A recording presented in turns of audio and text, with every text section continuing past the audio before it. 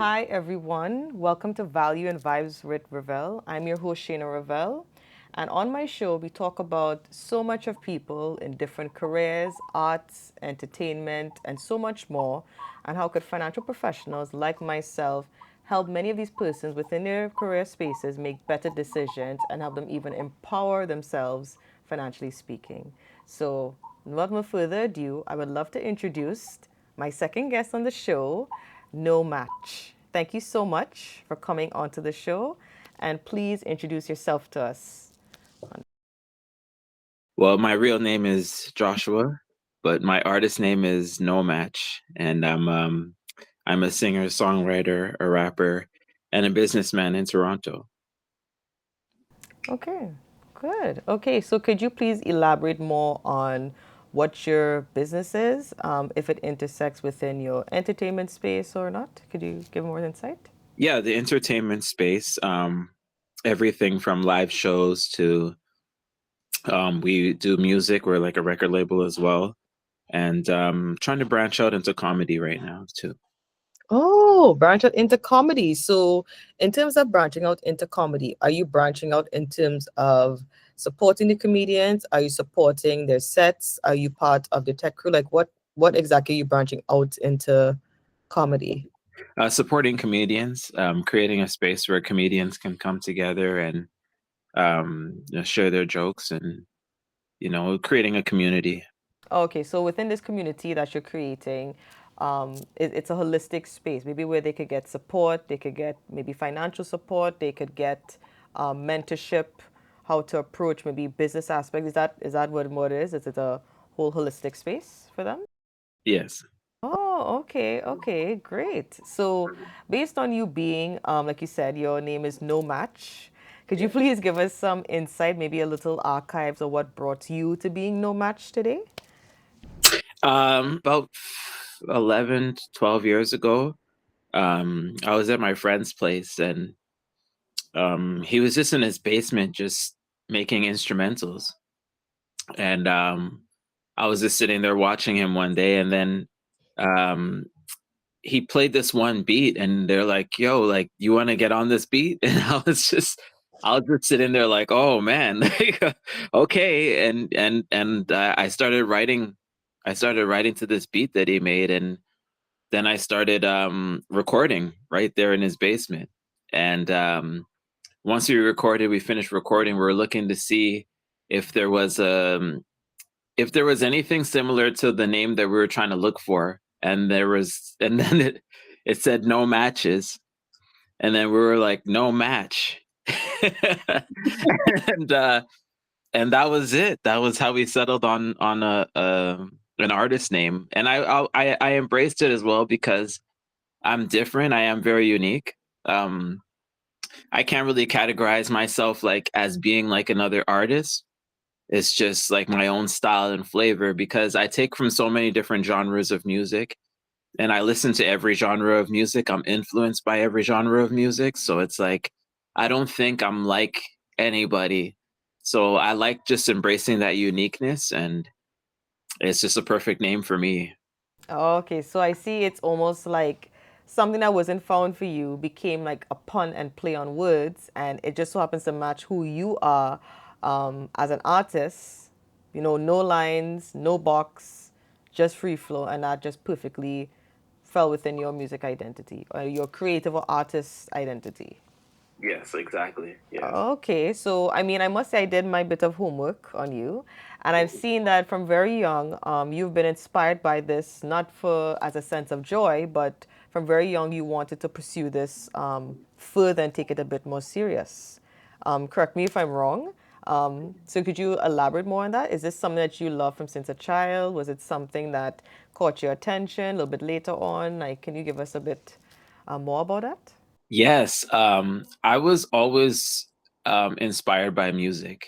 Like since I was a little kid, like my parents would put on like hip hop songs, and I would be dancing, and since I was like 5.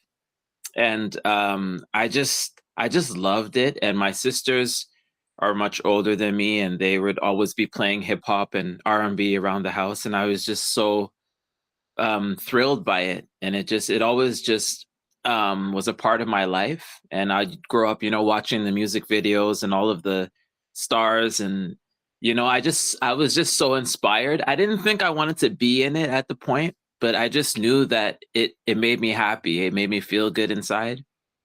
And as I grew older, like I started taking music lessons. Um, I joined a church choir. I started playing the piano, and I just, kept took some more singing lessons, and I just kept going and going and going. And then it got into a point where it's like the music changed a lot, to the point where it was like I used to look up to it sounds bad, but I used to look up to the artists like, wow, like these guys are so great. Like I could never even think about creating, because that's how good they were, like that was how great the creators were. And then now it's just like it's changed so much where like the doors opened for more people to create, and it's like you can do it if you love it. Now, you know what I'm saying? It's not like you're a bystander anymore. You are somebody who can pick up the microphone and make a song. So I tried. And I never looked back, and I was just like, hey, like I really love this stuff still till this day.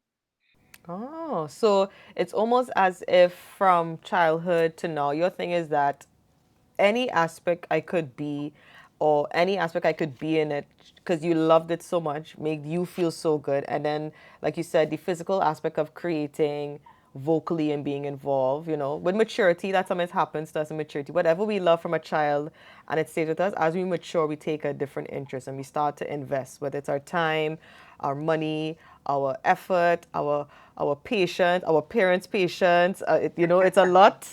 It's a lot. But that definitely shows when we take something so seriously that it's almost as if that I want to make this part of my daily life, forever. I understand it definitely gets to that point. And one thing that you mentioned, that you just saw that you looked up to these creators as like they're the top tier.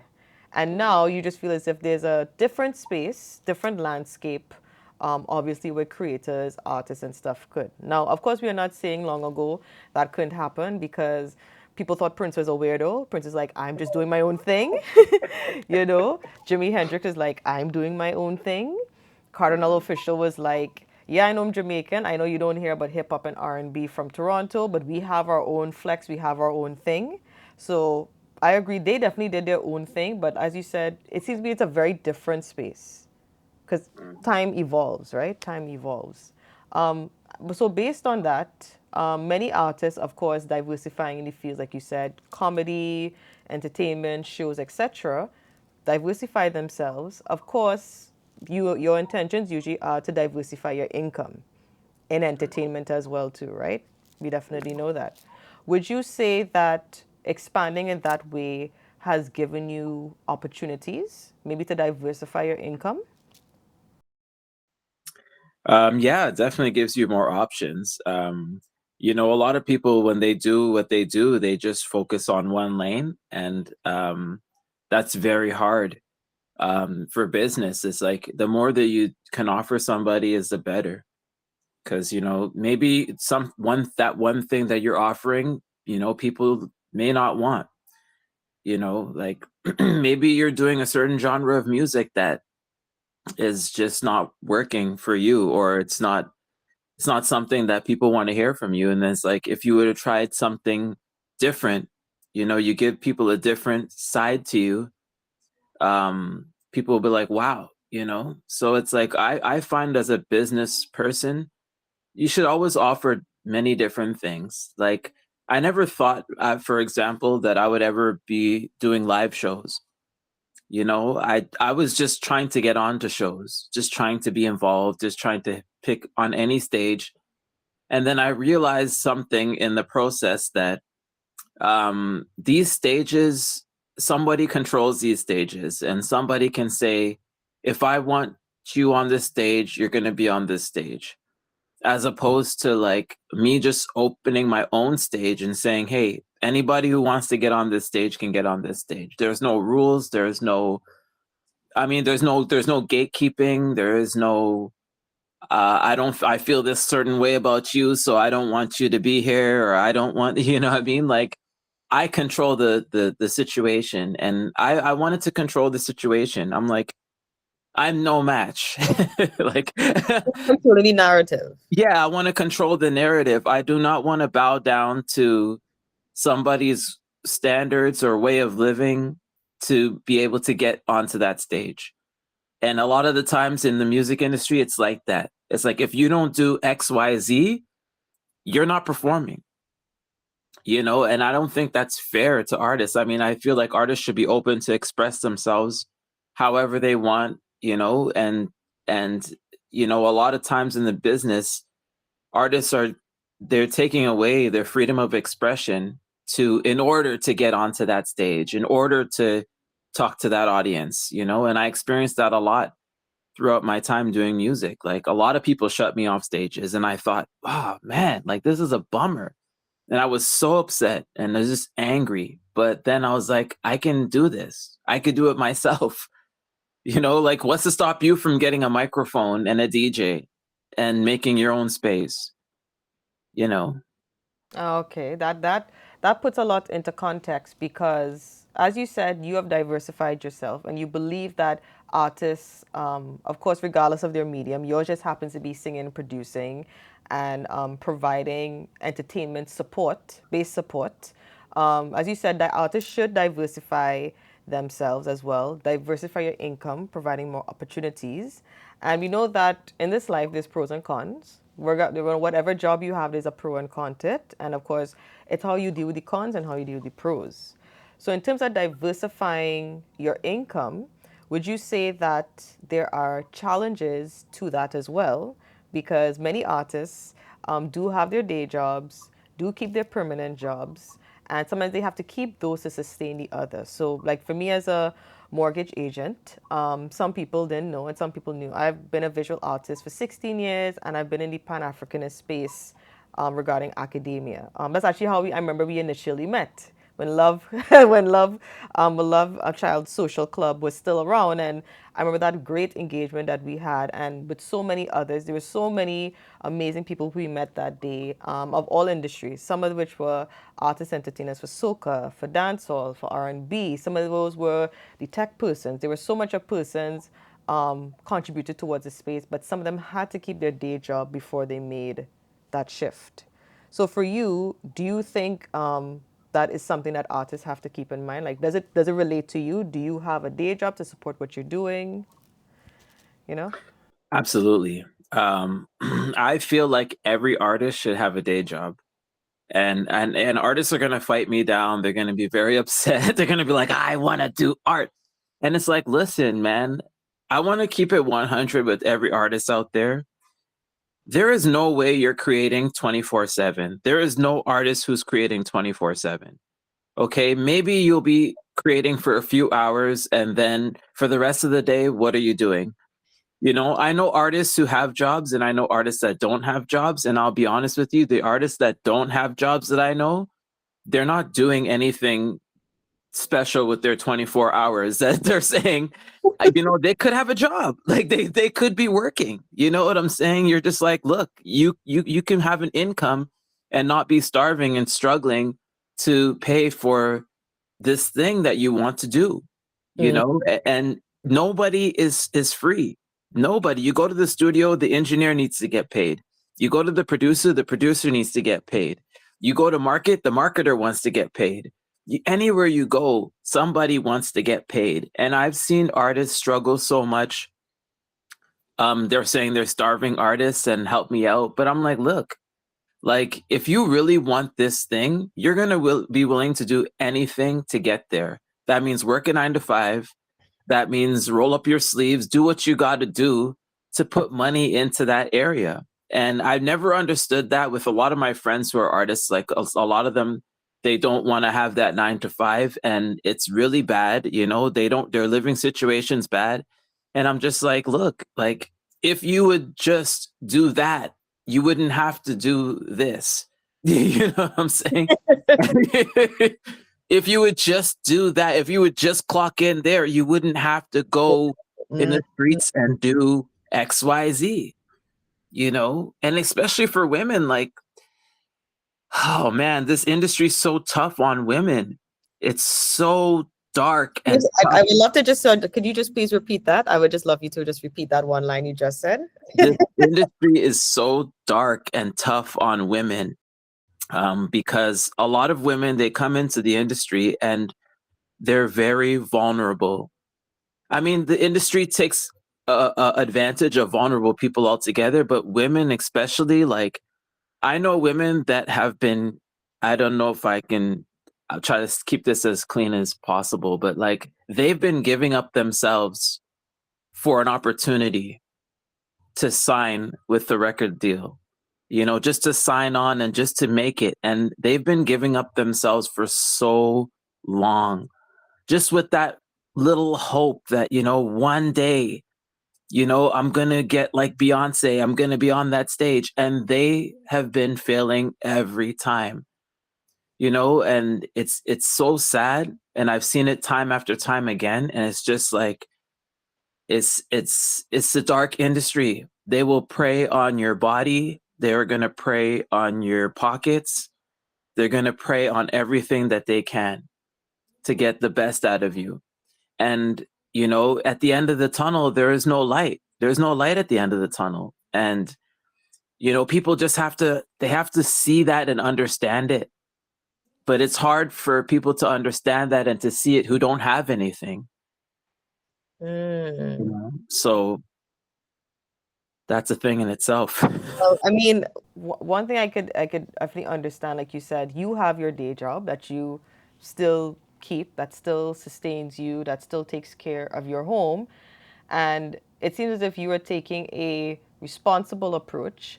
Not only responsible approach, but you as well are intentionally creating a support system to not be in that dark, vulnerable, or treacherous sort of space. So it seems to me, for what I'm understanding, you as an artist, your space, and of course, you say you have some of your artist friends who agree to disagree. For the most part, you are intentionally creating an ecosystem, building it brick by brick, where you and others don't have to be in that lonesome, vulnerable space, right? And one thing I was actually being told by actually an actor was that Canada doesn't necessarily have an economic support system for creatives, from the smaller ones to those that are very much large and mainstream, right? And when they do have it, they tend to be mostly from the US. They're not really based in Toronto. And if they are based in Toronto, they're really from the US. So the monies are still sort of going there, kind of a thing. So in the aspect of that, and you pretty much shared what you've encountered, do you think that in your career and by extension in your professional life, all of which those things that people take for granted, do you think a support system, especially a financial support system, would play a huge role in terms of like professional and guidance, maybe may alleviate stress in these artists' lives? Yes and no. I feel honestly, um, there is no amount of money that you can give to people who are not passionate enough to make them go through. You know what I'm saying? Like I've seen people make it on $5 and I've seen people not make it on millions. So it's like, is it really about money? Like this industry is about your drive. It's about how much you want it. You know what I'm saying? You see people coming out of the hood who get signed, they had nothing. They had $0 in their hand. So it's like they just wanted it more. They wanted it more than the next person. And I work with people every day. Like, it's like, how bad do you want it? I can't want it more than you do. I can't want it more for you than you want it for yourself. I can't like promote your song more than you're promoting your own song. You know what I'm saying? Like these are certain things. So I'm like, is money the issue? No, money's not a thing. Like money will come to you when it comes to you when you have the right attitude. But if you don't have the right attitude, it's not gonna happen.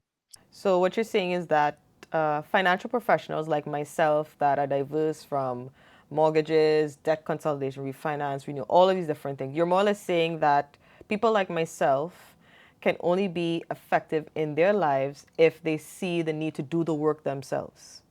Yes, it's you're the right choice for the right person. That's what I'm Okay. saying. So like even record labels, they're starting to see it now. Like they used to just pick people. Now they're looking at personalities. They're looking at, hey, what kind of person is this? Because we don't want to just give a loan to anybody and hope that they're gonna flip that back to us. Because record labels have lost billions on people that they thought that were gonna blow, but they didn't.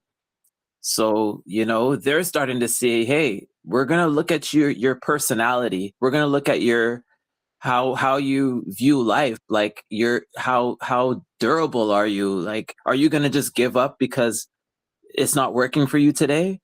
Like they look at these things now. As before, they never used to really look at personality. They just said, hey, you can sing. You know what I mean? Now they're like, hey, can you go 10 years and struggle and still want to do it tomorrow? Okay, so based on that, and you taking this unique approach in the Canadian landscape regarding your artistry, because you did share, and I've seen on your business profile, you intersect not only but just indie, R&B, and hip hop, but you are not limited to that. Based on you still taking this new and responsible approach, very much even involved with community development to sustain your craft. What financial or professional challenges have you faced, despite you are taking more of a tailored and sustainable approach? Financial challenges. Yeah, like some services in this business are very expensive.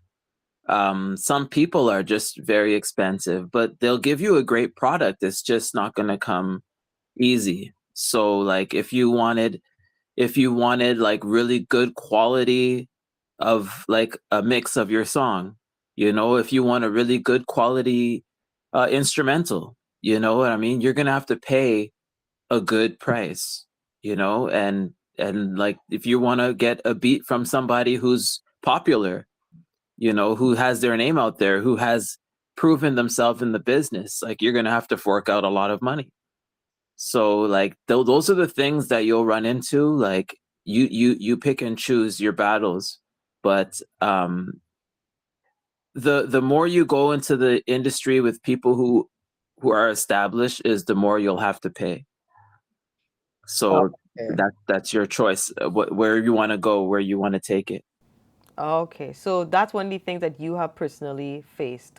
Carefully choosing quality, and you give me the impression you are not about you're not only about the quality, but you're also interested in the character of the said person that is also producing work and engaging as well, too as well. So I'm going to assume that based on what you're saying, that is one of your challenges financially, putting out for your quality because you yourself want quality as well, right? And to market yourself and to market your product. Would you say that is the main one, or that's just one of the few? That's the main one. That's the Yes. main one.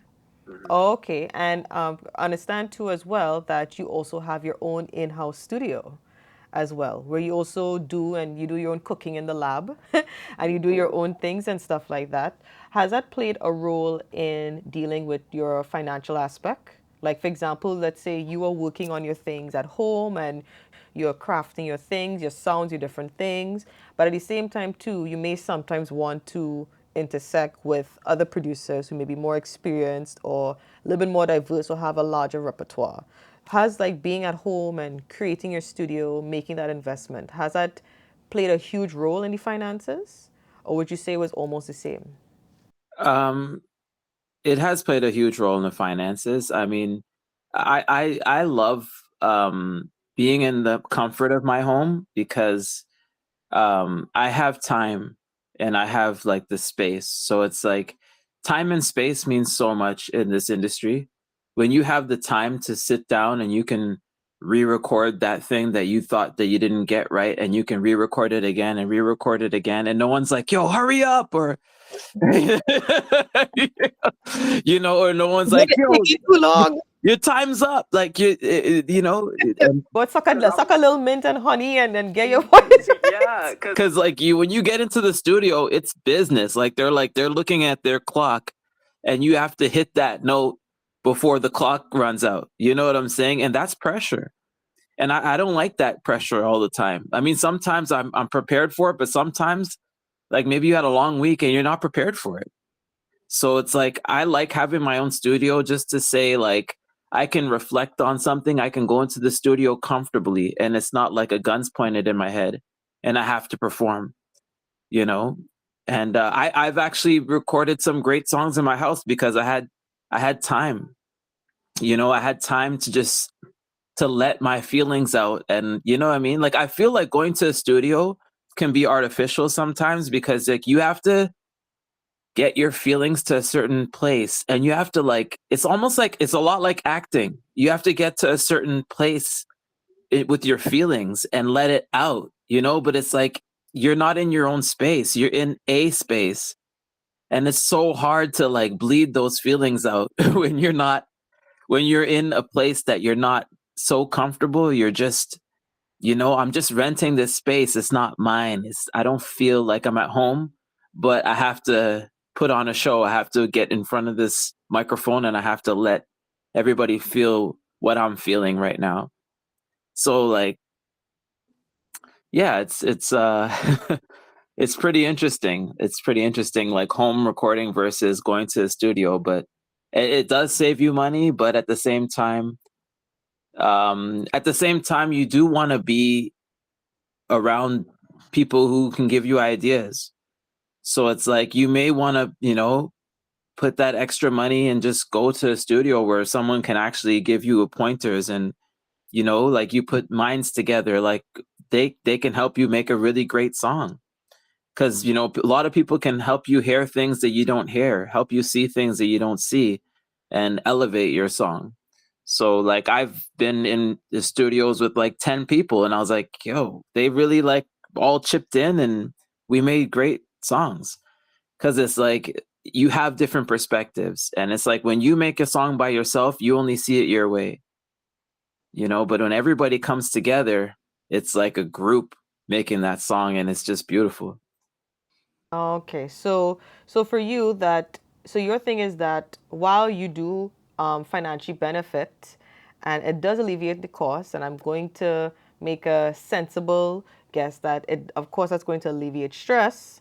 On the other end of the spectrum, you have to consider finances of when to invest external to your home, when to invest to actually financially be in the space of people to create good quality music, a proper project, give you good insights, give their experience to produce a well marketed product, right? And well marketed. And as you said, just circling it back a bit, you said that there are people who either want to do the work or those who just don't want to do it, and those who do.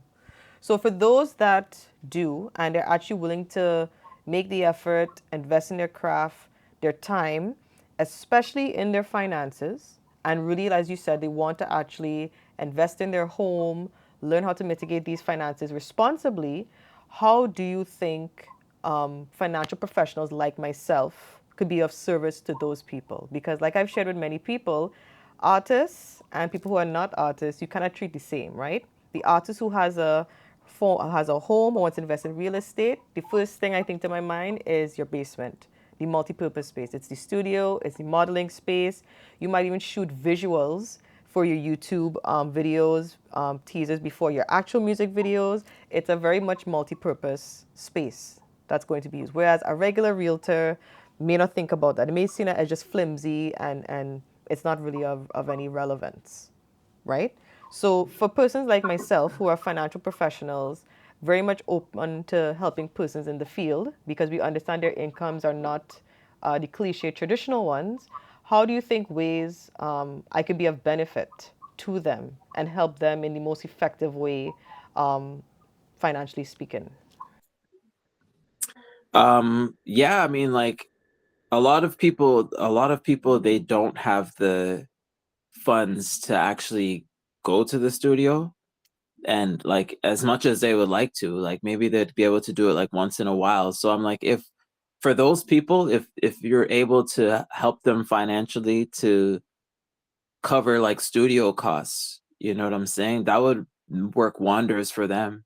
They can get into the studio more often. You know, like a lot of my friends, they love making music, but they can only make it at certain times. They can't, always be there. They can't just say, I'm going to the studio today. They have to wait for a certain time. So I'm like, that would be good, if, you have somebody who can financially help you to get into that space more often. You know what I'm saying? Like these people can be making music more often and even getting better, because it's like the more you go to the studio is the better you get. It's like a sport, you have to work it out. You have to keep, every day, just keep going and going and going, and then you get better and you learn how to do things a certain way, and you learn these angles that you can take to perfect your craft. So the more you go to the studios, the better. For the people who are not so fortunate, they definitely could use that financial assistance to get them to the studio more often, and at the end of the day, improve their craft. Okay, so a big thing, like you said, for me, as my financial profession is that within the realm of mortgages, and of course I intersect with real estate. Your big thing is that maybe helping them choose homes that could be intentionally created for multi-purpose, right? And of course, I'm going to assume as well a space in which that could be sustainable and having a mortgage that is also sustainable, right? Because let's say an artist who is as well off as Cardinal Official or Julie Black, they may be able to afford a mortgage. Of course, you always want the mortgage at your best rate. Something that is affordable, let's say in Richmond Hill, but the artist, let's say, who's up and coming about 3 to 5 years, they may not be able to cater for real estate in that area. They may have to look in Scarborough, maybe Old Scarborough Golf Cart Road, right? They may have to look a little bit um, lower down, right? Those are the things that I like. I'm going to assume what you're saying is that they need people to give that intentional support, so they could actually make better decisions and they could spend more time on the artistry for what Yeah. I'm understanding you're saying. But would you say that's the only perspective? Do you think maybe things such as like choosing a realtor that understands you, choosing a financial professional that maybe wants to look at your health in the long run, right? Insurance and stuff, right? Because your health as an artist is everything. You're always in the public domain. You are never not seen. Even if you are not performing, you are just going to be seen. Your insurance, your old age, your if you have kids, all of these different things. Maybe investing in real estate just to gain income. Do you think maybe these other things are lucrative or can be beneficial to artists like yourself and others?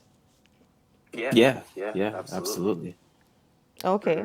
And I know one of the things off the record you did mention to me is that one of the ways in which you would love to invest and go future with in terms of real estate and entertainment, you look at the aspect very much of community. I know you say you're very, very community oriented. So something like investing in something for community support as like a multi-purpose space where different forms of entertainment could take place, because you said you're getting into comedy.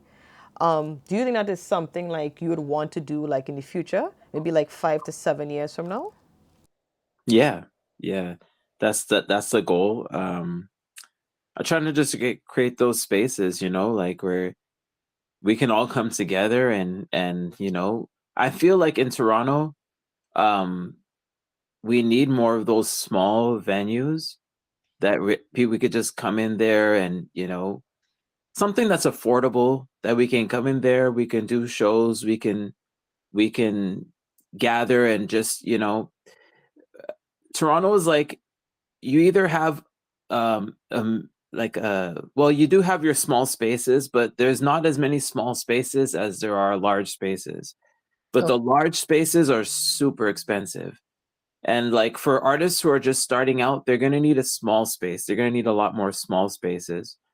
And the small spaces is where the magic really happens. So I'm like, I feel like what I'm trying to work towards is like creating more small spaces for those people who are, maybe you're just starting out, but like you can go to this place. Like it's affordable. You're starting out. You don't have to like have 500 people. You can just go with, you know, 50, and that's good. Okay, because I remembered I was reading in an interview, it was with Prince in his hometown of Minneapolis, and there was this small nightclub that he would invest in every so often, like even before he was big. And the reason why he kept giving it back because that was one of his home bases where he got to learn to perform at 15, 16 years old. Because at 15 years old, you can't easily perform in a bar or anything. And I'm pretty sure some cities are a little more loose with it and, they're not as tight with it. I remember Busta Rhymes said in an interview, I was like 10 years old performing in a nightclub.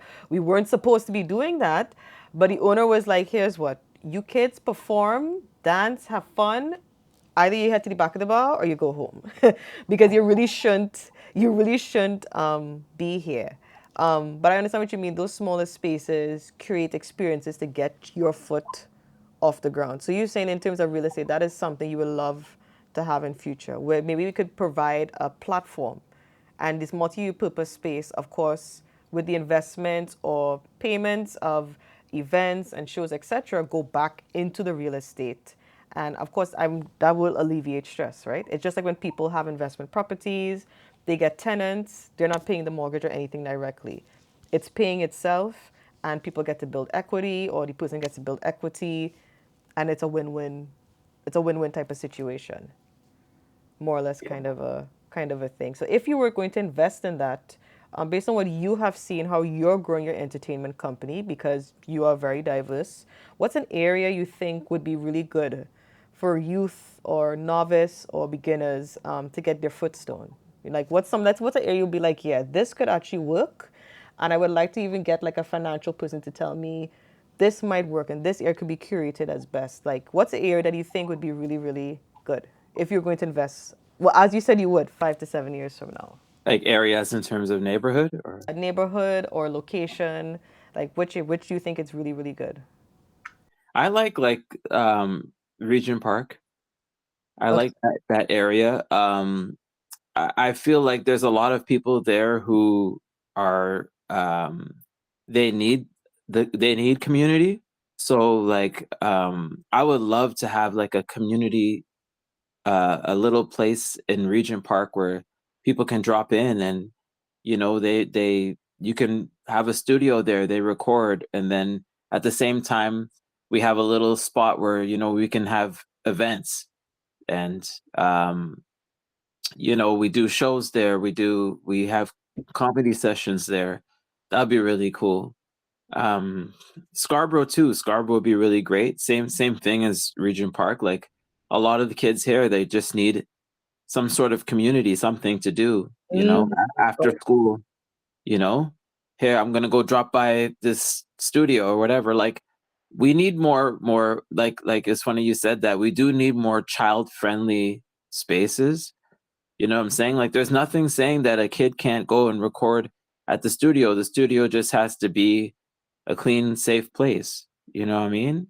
That spot can be a clean, safe space, like not serving alcohol, just a space.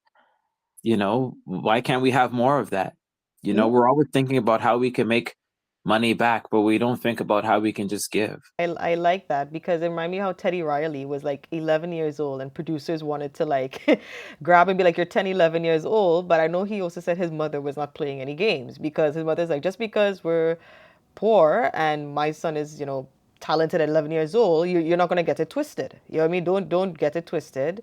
We saw that with Destiny's Child. Matthew and Tina were very protective in every single way. We saw it with even Foxy Brown. She actually shared, which I was surprised to know, that she wasn't allowed to shoot any music video that went further than 11 o'clock. And that was only on weekends. And during the week, it had to be shot either after school, no later than 8 p.m. Because her mother was like, I don't care how talented you think she is. She's not missing school. It's a school night. She's not going to be there at any and everybody. It's just not going to happen under any circumstances. It's not going to happen.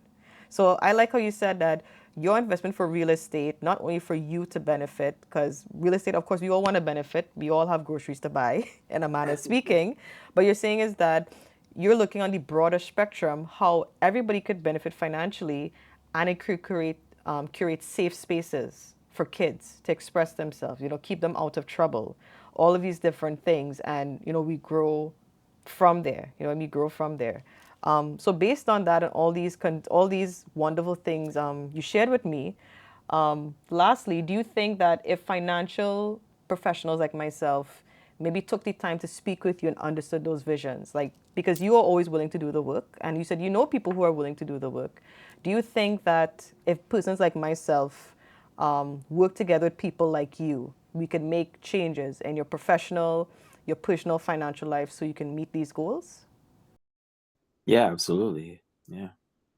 Okay, well, I'm so glad that you shared that with me. And I'm so glad that you took that time. Thank you so much for your time.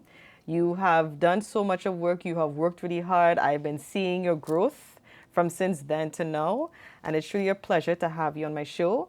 I do have these 5 fun questions that I do want to ask you. It's nothing too difficult, but it's just 5 fun questions that I want to. So I'll give you the first one. Soca or dancehall? Oh, I can't answer that question to be honest. Like, I honestly like throughout my life I grew up on both and I just love them so deeply both. Like I could flip a coin. I they had such a great impact on my life. Yes, I know you shared with me half of your family is Guyanese. Am I correct? Half of your family is Yeah, Guyanese, and I and can, and your other half is. Please. St. Lucian. Okay. Oh, so you got the flavor of both. Yeah, Flavor of both, from Zouk to Compa to, so you got the flavor. So you're like you can't choose. I can't choose it. I can't. I So you can't. choose both. You choose both. I choose both. You choose both. Okay. So the second question is studio session or live performance? Mm. Studio session. And why is that? Um, it's just where it happens first, you know, like it happens in the studio first, and then you repeat on the live performance. You know what I'm saying? So it's like I love where it all starts. You know what I mean? I don't. It's not saying I don't love live performance either. Like I love live performance, but like the studio is where it all comes together, The and like magic happens. The that's Disney, where the Disney, magic Disney, Disney happens. Yeah, happens. the Tinkerbell comes ideas true. start. Peter Yeah, Pan. and everybody's just like, "Yo, you should do this." So why don't we do this? And then it comes together, and then then you repeat it out there when you grab the microphone. So it's pretty interesting. Okay, okay, okay. So, are you team red Kool-Aid or team blue Kool-Aid?